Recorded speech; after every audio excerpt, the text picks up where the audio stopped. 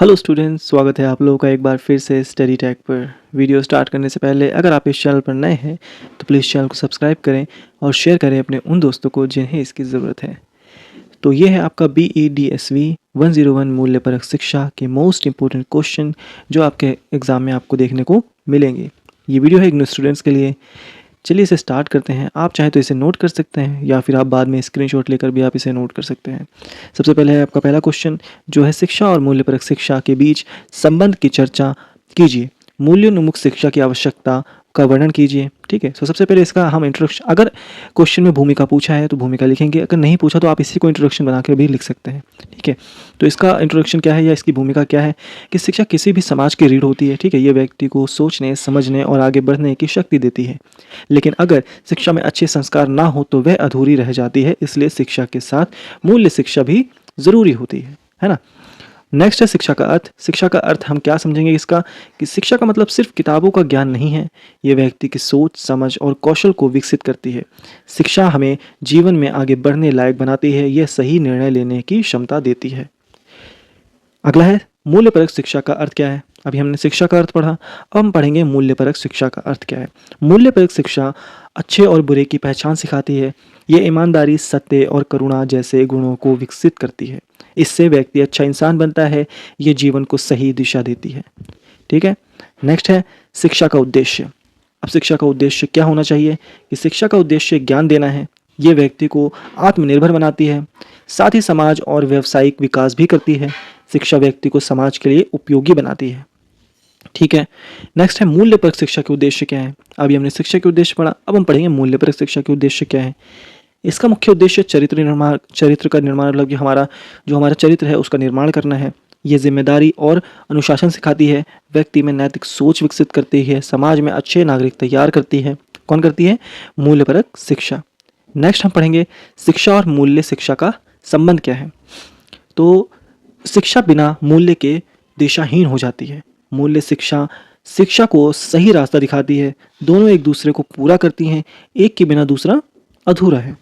ठीक है, आधुनिक समय में मूल्य ह्रास क्या है। मूल्य ह्रास का मतलब क्या है कि आज लोग केवल पैसा और सुविधा पर ध्यान दे रहे हैं। ईमानदारी और सहनशीलता कम होती जा रही है। स्वार्थ और हिंसा बढ़ रही है। इसका कारण मूल्य शिक्षा की कमी है। ठीक है, आई होप आप लोगों को हर एक पॉइंट क्लियर हो रहा होगा। नेक्स्ट पढ़ेंगे हम मूल्योन्मुख शिक्षा की आवश्यकता क्या है। अब समाज में शांति बनाए रखने के लिए ये ज़रूरी है, ये अच्छे नागरिक बनाती है। ठीक है ना, कौन बनाती है? मूल्योन्मुख शिक्षा, यह मूल्योन्मुख शिक्षा है ना। ठीक है, अब नैतिक और सामाजिक संतुलन लाती है, ये राष्ट्र निर्माण में सहायक होती है ये। ठीक है, और नेक्स्ट हम जो है आपका निष्कर्ष, इस जो पूरे क्वेश्चन का जो आप निष्कर्ष बनता है वो आप निष्कर्ष इसको लिख सकते हैं। अगर हम पढ़ेंगे क्वेश्चन नंबर 2, लोकतंत्र के सिद्धांतों की व्याख्या कीजिए। सेम वही पॉइंट मैं यहाँ पे भी कहूँगा कि अगर क्वेश्चन में भूमिका पूछा है तो भूमिका लिखेंगे, और अगर नहीं पूछा है तो इसी को आप इंट्रोडक्शन बनाकर भी लिख सकते हैं। ठीक है, तो यहाँ पे भूमिका क्या है कि लोकतंत्र सबसे लोकप्रिय शासन प्रणाली है। इसमें जनता की भागीदारी होती है। ये व्यक्ति की गरिमा का सम्मान करता है। लोकतंत्र अधिकार और कर्तव्य दोनों सिखाता है ना। लोकतंत्र का अर्थ क्या है? लोकतंत्र का मतलब है जनता का शासन। इसमें सरकार जनता द्वारा चुनी जाती है। जनता अपनी राय व्यक्त करता है। ठीक है ना, यही इसकी सबसे बड़ी ताकत है। ऐतिहासिक पृष्ठभूमि के अंदर क्या आता है कि लोकतंत्र की शुरुआत प्राचीन यूनानी से हुई। ठीक है, आधुनिक लोकतंत्र अधिकारों पर आधारित है। समय के साथ इसमें सुधार हुआ। आज ये विश्व भर में अपनाया गया है। क्या अपनाया गया है? लोकतंत्र को। अगला है समानता का सिद्धांत। समानता के सिद्धांत में क्या बताया गया है कि सभी नागरिक कानून के सामने समान होते हैं। किसी के साथ भेदभाव नहीं होना चाहिए। जाति, धर्म या लिंग का फर्क नहीं। ये लोकतंत्र की नींव है। ठीक है ना। स्वतंत्रता का सिद्धांत क्या कह रहा है कि लोगों को बोलने और सोचने की आज़ादी मिलती है।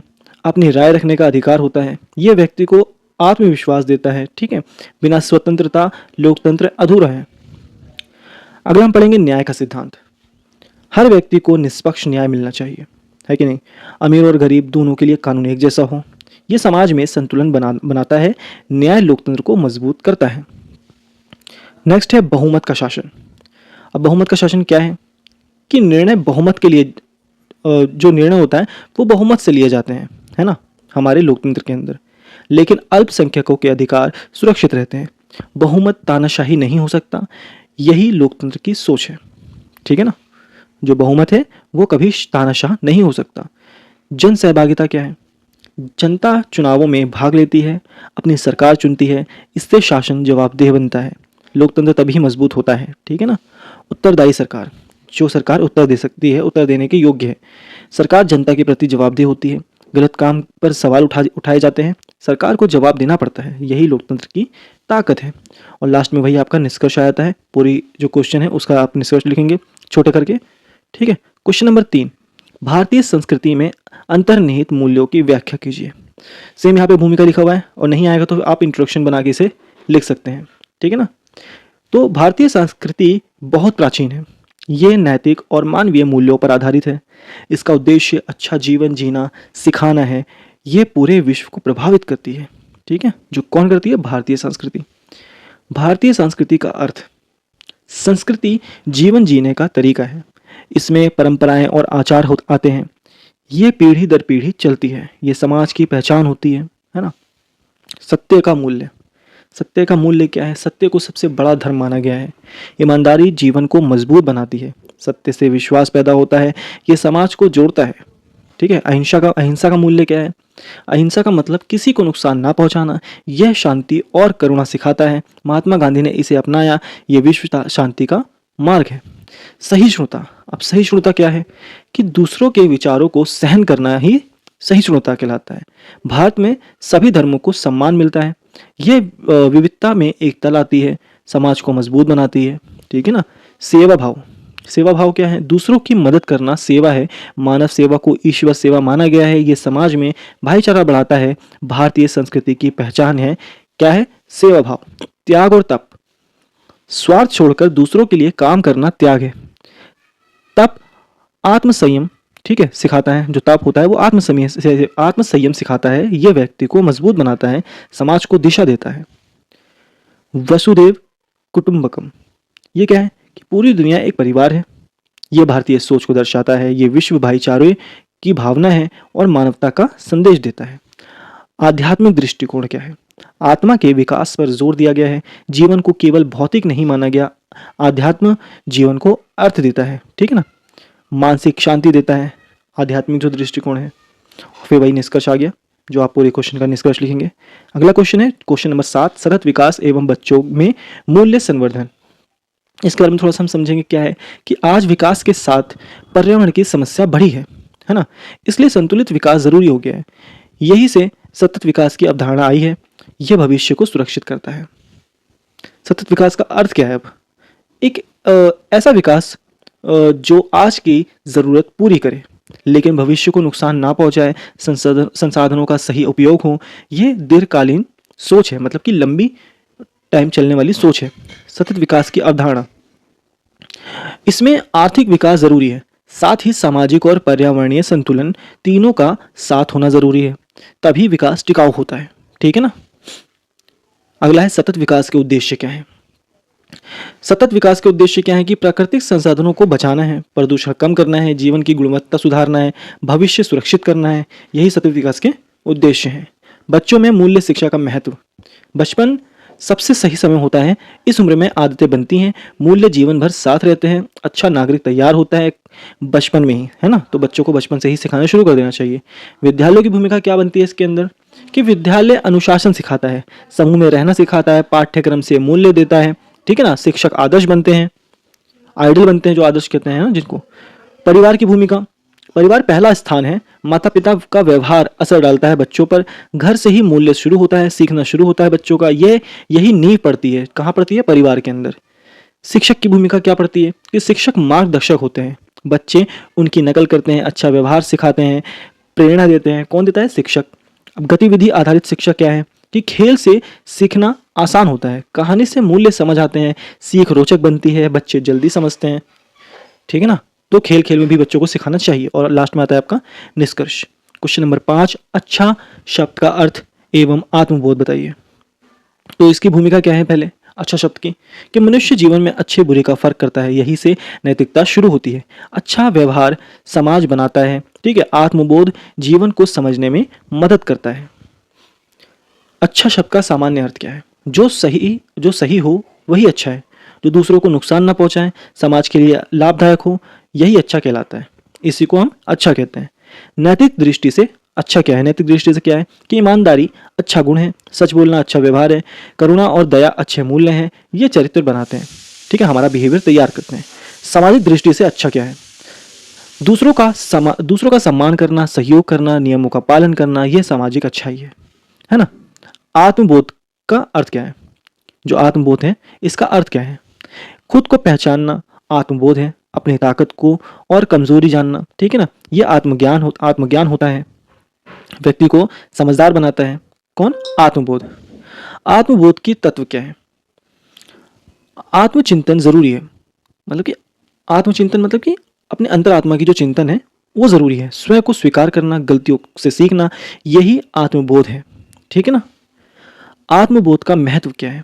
आत्मविश्वास बढ़ता है, निर्णय सही होते हैं, ठीक है, जीवन में संतुलन आता है, तनाव कम होता है, यही आत्मबोध का महत्व है। शिक्षा में आत्मबोध की क्या जरूरत है? शिक्षा सोच विकसित करती है, ठीक है, स्वयं को जानने में मदद करती है, व्यक्ति निखरता है, जीवन लक्ष्य स्पष्ट होता है, ठीक है। जीवन में आत्मबोध क्या है कि आत्मबोध से दिशा मिलती है, ठीक है, व्यक्ति भटकता नहीं है, ठीक है ना, व्यक्ति जो है भटकता नहीं है, संतुलित जीवन जीता है, खुश रहता है इससे, ठीक है। जीवन में आत्मबोध की वजह से। अब लास्ट में आता है निष्कर्ष कि अच्छा व्यवहार और आत्मबोध जीवन को दिशा देते हैं, दोनों मिलकर व्यक्ति को परिपक्व बनाते हैं। क्वेश्चन नंबर 6, व्यक्तित्व की विशेषता एवं व्यक्तित्व विकार के बारे में हमें बताना है। इसके अंदर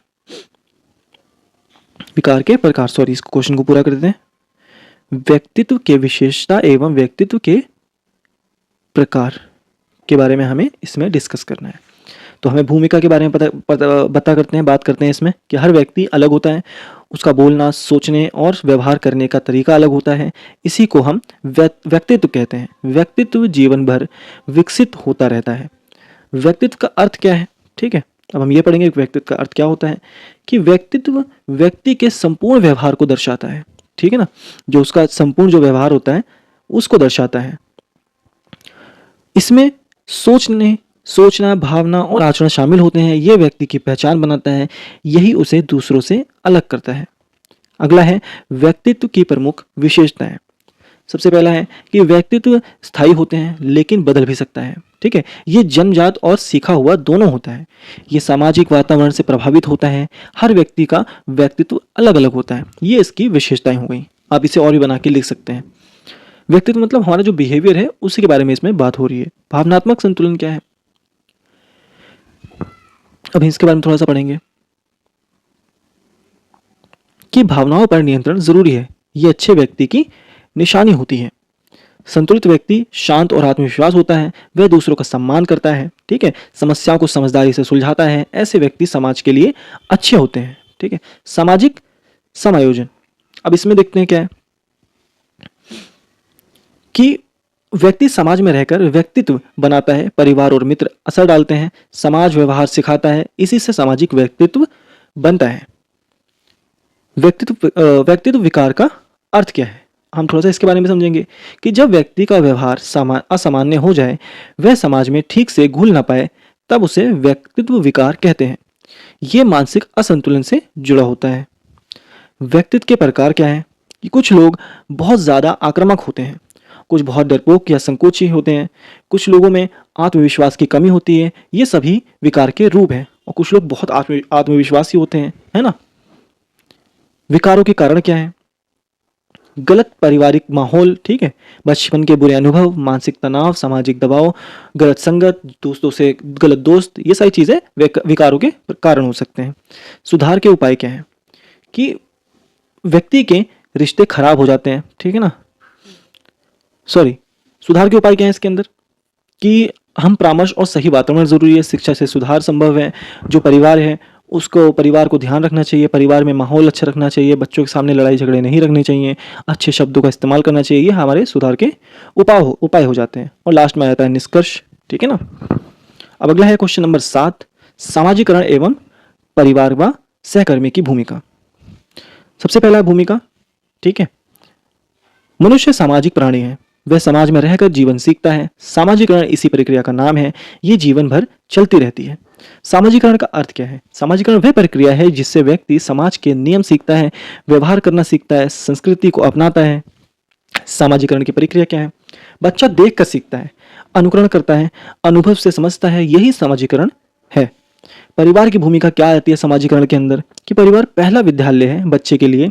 यही भाषा और व्यवहार सीखता है। संस्कार घर से मिलते हैं। माता पिता आदर्श होते हैं उसके बच्चे के। ठीक है, माता पिता का प्रभाव क्या पड़ता है बच्चे के ऊपर?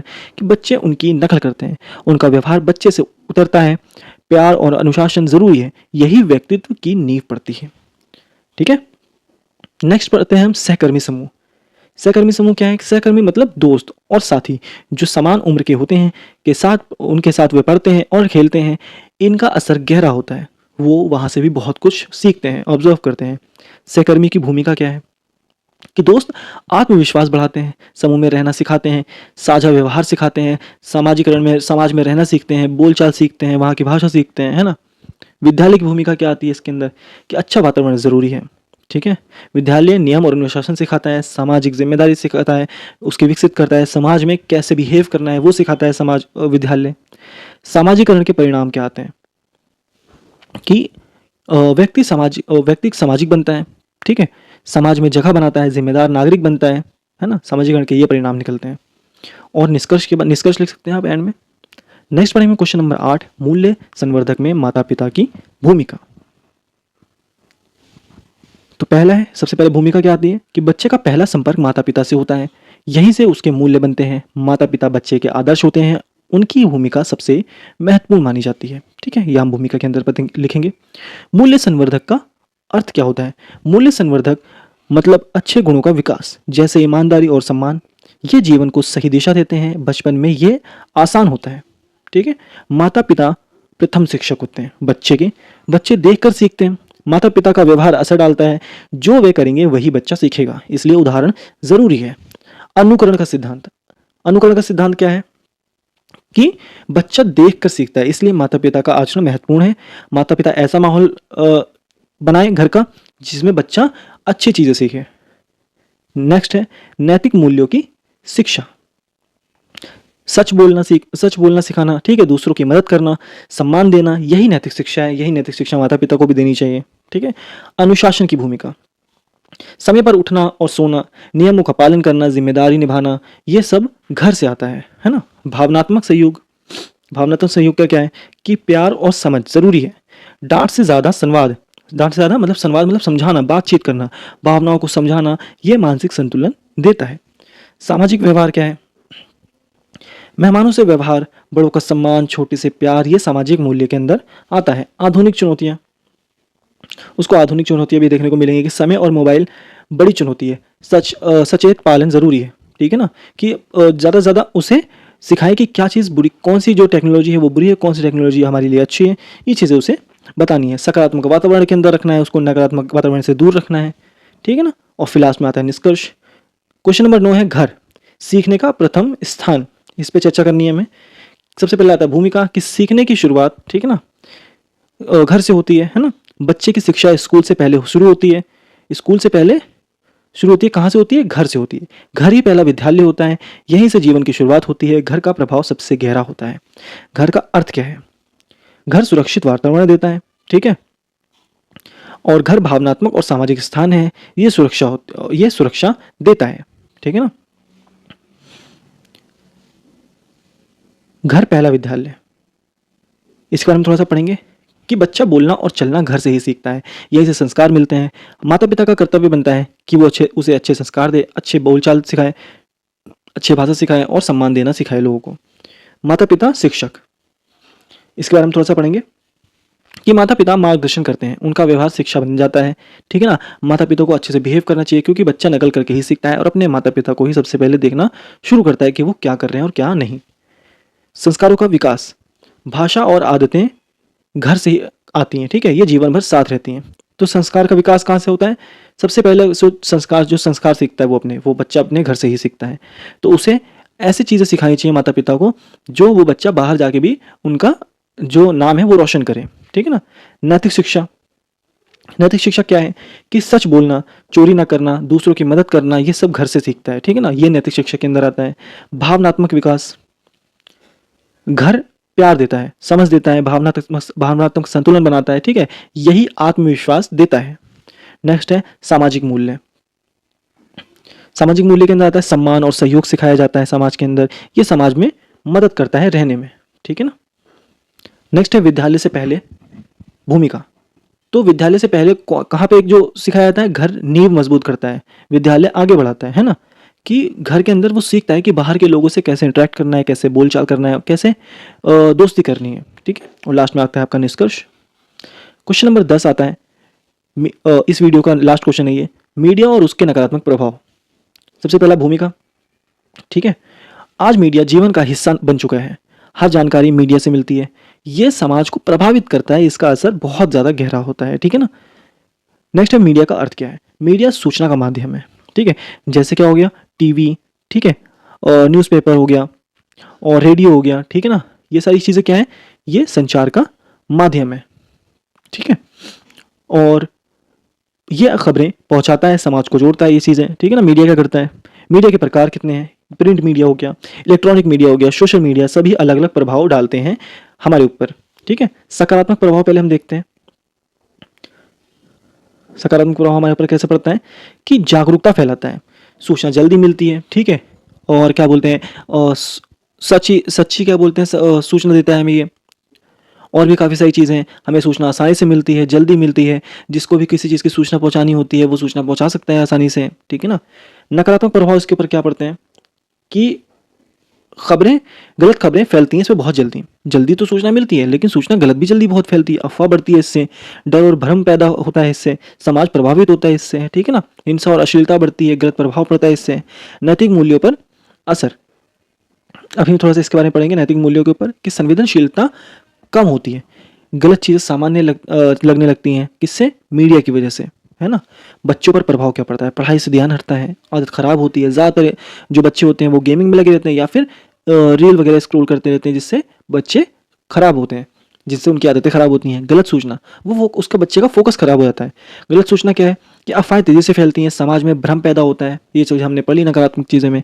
सामाजिक संबंध क्या है, लोग अकेलेपन का शिकार होते हैं, वो ज़्यादातर अपना वक्त फ़ोन में गुजरते हैं और लोगों से इंटरेक्शन कम करते चले जाते हैं, जिससे क्या होता है कि अकेलेपन का वो शिकार हो जाते हैं, सीधा संवाद कम हो जाता है, वो डायरेक्ट फ़ोन पर बातें करने लगते हैं, चैटिंग करने लगते हैं, डायरेक्ट कम्युनिकेशन उनका बंद हो जाता है।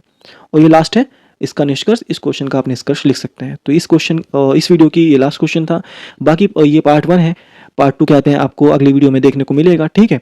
और अगर आपको कोई भी डाउट है तो कमेंट सेक्शन में आप मुझसे पूछ सकते हैं। और अगर आप लोगों को वीडियो पसंद आई है तो प्लीज़ वीडियो को लाइक करें, चैनल को सब्सक्राइब करें और शेयर करें अपने उन दोस्तों को जिन्हें इसकी ज़रूरत है। अभी के लिए इतना ही, मिलते हैं अगली वीडियो में, तब तक के लिए अलविदा।